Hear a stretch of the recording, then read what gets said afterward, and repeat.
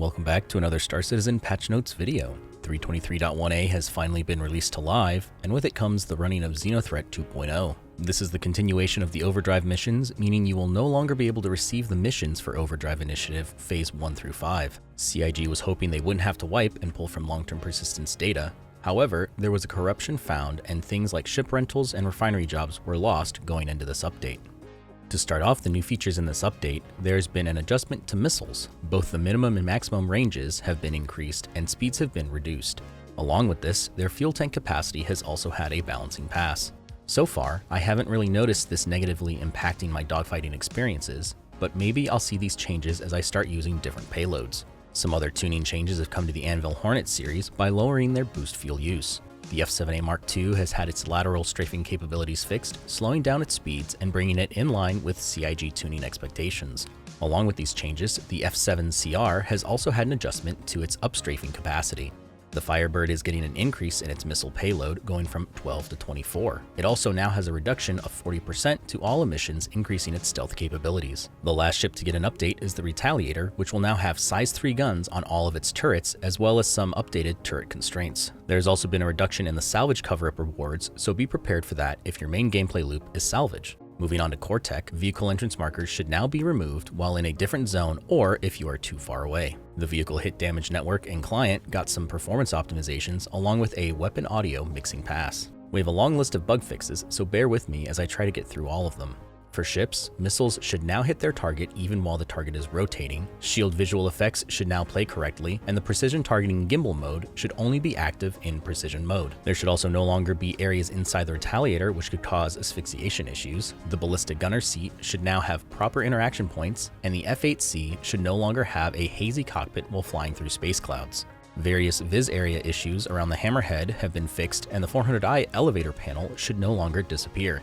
People who own the Crusader Spirit Olympia paint should not be missing it from their inventories, and the Saber Raven base paint will no longer replace the Firebirds regardless of paint applied.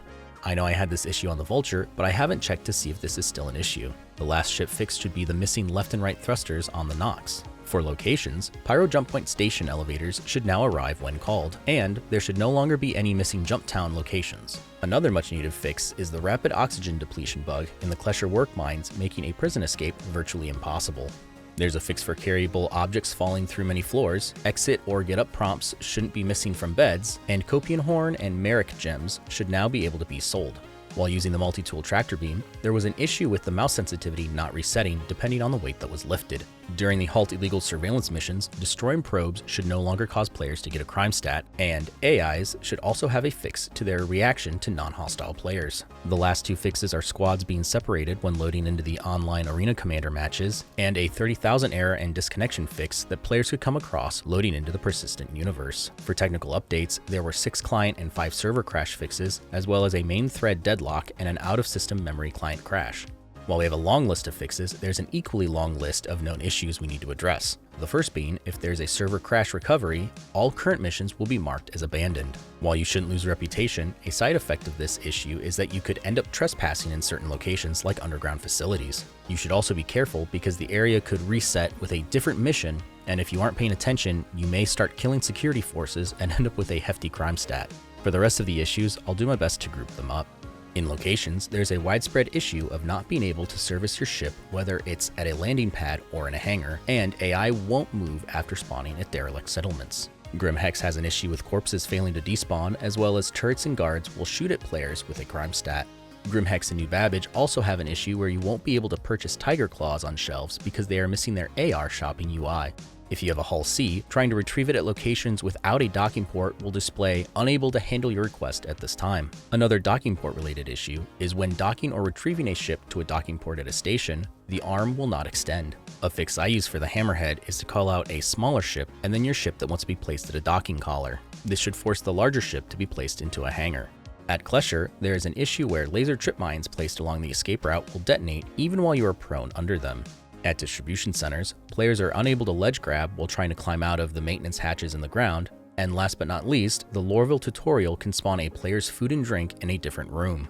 The one ship issue mentioned is that the Scorpius Antares is unable to activate its EMP. One not listed is the turret in the base Scorpius is inoperable. I'm not sure if these two issues could be linked, but hopefully that will get fixed soon. There's an issue where players can get in a state where items in their inventory will become inaccessible. Placing items on certain objects can cause a player to back away, then have the item returned to their hands, and equipping a helmet while there is already one on their hip can cause asphyxiation. The last three issues are destroying your salvage target will not fail the mission, weapons can reload invisible mags when pulling from a backpack, and ASOP terminals will just fade to black when accessed after delivering a vehicle.